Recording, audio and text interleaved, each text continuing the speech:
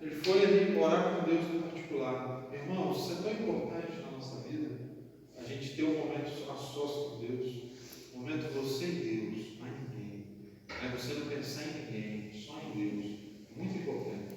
E Jesus tinha esse hábito, né? E aí os discípulos ficaram ali, naquele momento Jesus saiu para orar.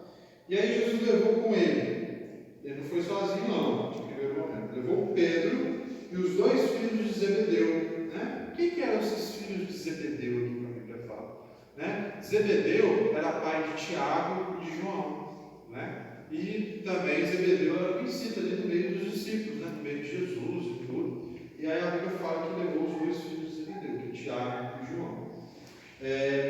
E aí fala que Jesus começou a se entristecer e se angustiar.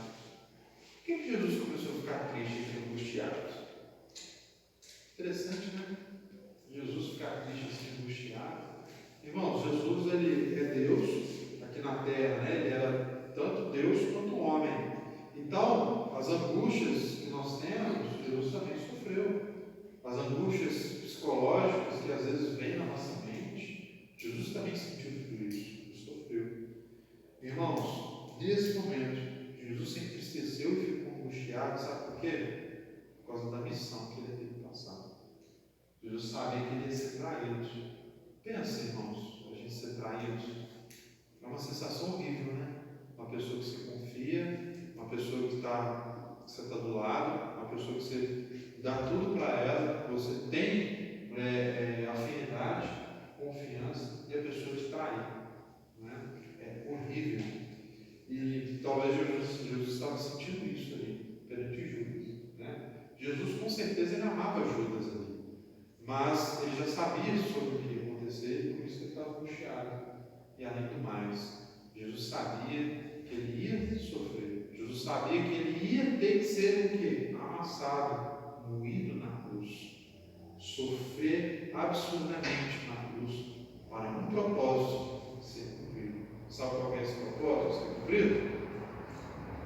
A minha vida é a sua vida, a nossa salvação.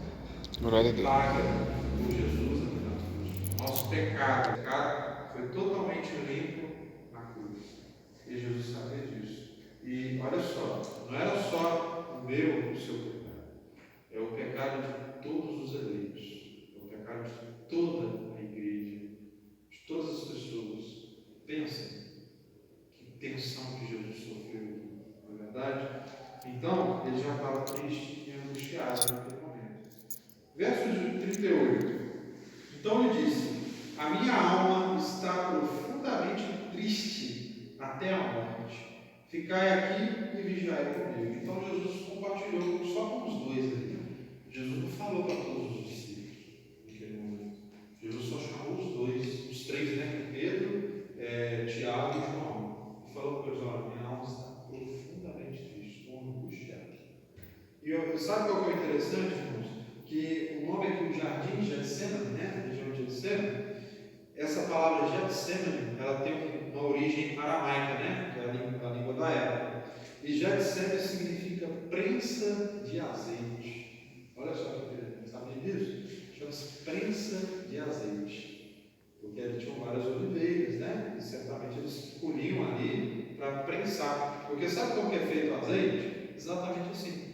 Pega-se várias azeitonas, centenas de azeitonas, coloca-se numa prensa e vai pressionando, né? Então você vai girando e aí vem, né, uma placa e vai amassando aquelas azeitonas e o azeite vai sendo extraído dali. E o azeite está caro, né? Já viu o preço do azeite? Por que está caro esse azeite? Porque gasta muito azeitona para fazer o azeite. Então a gente vê no mercado azeite de oliva extra virgem. Esse é o azeite mais caro que tem. Por quê? Ele é só azeite puro. Os outros às vezes dão mistura para baratear o preço do produto, né? Mas qual é o sentido aqui dessa prensa de azeite? Ali, irmãos, espiritualmente e psicologicamente, Jesus foi pressionado de foi amassado. Sabe por quem? Pelo peso do nosso pecado. O peso do nosso pecado estava em cima de Jesus naquele momento. Ele sabia que estava ficando na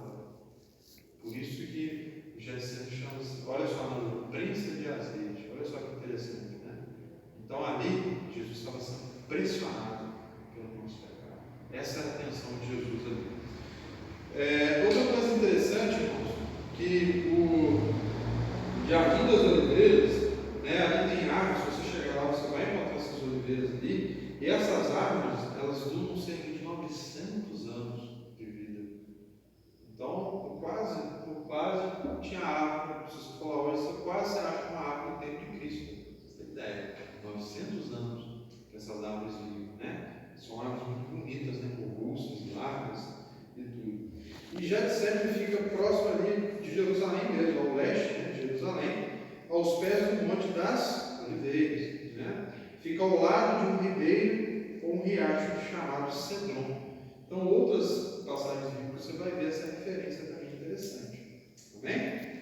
Então, irmãos, Jesus, ali no jardim de Getsemane, foi um momento de extrema angústia que eles estavam passando. Verso 39, vamos voltar lá na Bíblia, olha. Adiantando-se um pouco, prostrou-se sobre o seu rosto, orando, dizendo: Meu Pai, se possível, passe de mim este cálice. Olha só o que Jesus fez aqui. Aí fala, adiantando-se um pouco, o que Jesus fez? Jesus já estava separado, os discípulos lá, sentados, esperando.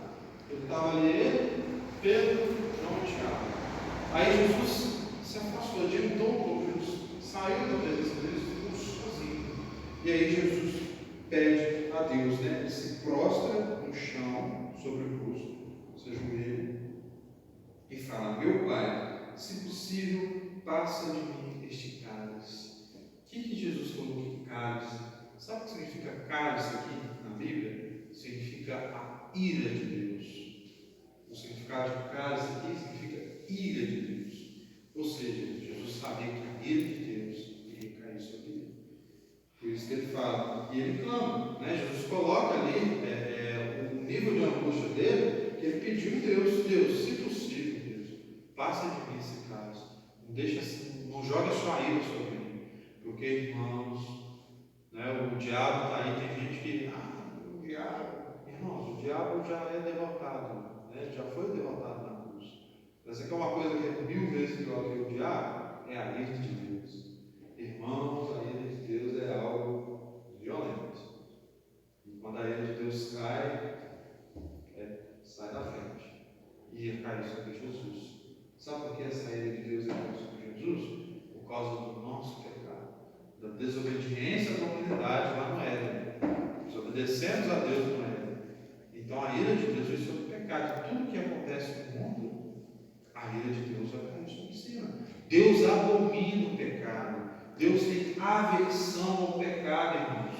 Não, Deus é santo, inteiramente santo. Não tem como Deus ser conivente com o pecado. Deus ele se ira com o pecado. Deus tem raiva do pecado, irmãos. Isso é sério. E essa ira do pecado caiu sobre Jesus naquele dia da crucificação. Por isso que Jesus falou: se possível, passa de mim, Senhor, nesse caso. E aí continuando, olha, todavia, não seja como eu quero, e sim como tu queres. Olha a postura madura de Jesus. Jesus ele não queria no primeiro momento. Óbvio, sofrer é terrível, irmãos. Não é mesmo? O que é uma vida de sofrimento? Igual Jesus Antônio Júlio açoitado, cuspiram na cara dele, né? Rasgaram as vestes dele, né? Jogaram açoites com pedrinha de osso, arrancando a carne dele, sofrimento, dor, humilhação, entendeu? Ninguém quer passar. Jesus pediu a Deus, mas no fim ele disse: todavia não seja como eu quero, mas sim como tu queres. Nós temos que aprender com Jesus isso aqui, irmãos, né? A gente tem que orar a Deus desse jeito. Ore a Deus, peça a Deus a profissão, peça a Deus misericórdia, peça a Deus o que você está precisando. Mas ore assim por Deus, mas Deus, acima de tudo, seja feita a tua vontade. Porque se for para sofrermos, mas sendo a vontade de Deus, amém.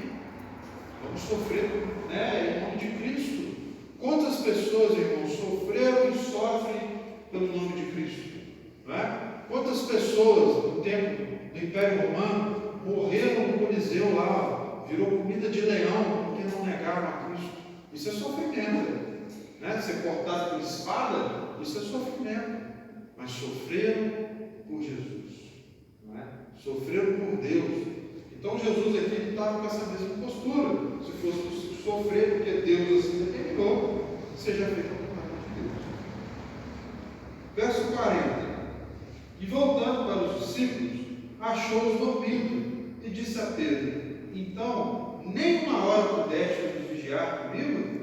E olha só o que aconteceu. Depois que Jesus voltou, nós não sabemos o tempo que Jesus ficou ali com Deus, está voltando, nós não sabemos. Mas depois que Jesus voltou, ele encontrou ali os discípulos dormindo. E aí Jesus repreendeu eles. Jesus falou, e voltando os discípulos, achou os dormindo e disse a Pedro: então, nem uma hora pudeste vigiar comigo? Então, talvez Jesus ficou ali cerca de uma hora. A gente não sabe se foi uma hora literal ou se foi uma forma de Jesus dizer, né? Um modo de dizer. Nem uma hora vocês pudessem vigiar comigo? Então os discípulos estavam o quê? Dormindo, irmãos. Caíram no ponto. 41, Jesus fala: vigiai e orai para que não entreis em tentação. O espírito, na verdade, está pronto, mas a carne é fraca. Irmãos, olha só os discípulos. Está dormindo, cochilando. Às vezes você pode pensar: pô, mas os discípulos também, pelo amor de Deus, né? Nem ali para ficar esperando Jesus, ficar dormindo. Mas o Pai pensa, irmãos, os discípulos eram pecadores, como eu e você, eram limitados como nós. A carne é fraca, entendeu, irmão? Vê que a gente bota a gente de joelho, para a gente orar até amanhã de joelho. A gente aguenta, será? Pesado, né? Aí vai dar aquele sono, né? Começa a cochilar, não é mesmo? A carne é fraca, o corpo nosso é limitado, nosso corpo cansa, né? Mas Jesus pediu para eles ficarem ali, eles dormiram, né? Jesus entendeu, com razão, né? E falou: nem uma hora pudesse vigiar comigo. Então ele falou: vigiar e orar para não entrar em tentação. O espírito pode estar pronto, mas a carne é fraca. Isso daqui, irmãos, mais uma vez eu vejo nós, os discípulos. Muitas vezes somos eu e você, né? O nosso espírito muitas vezes está pronto. Nosso espírito quer buscar Deus. Talvez eu e você nós estamos com uma maturidade, com uma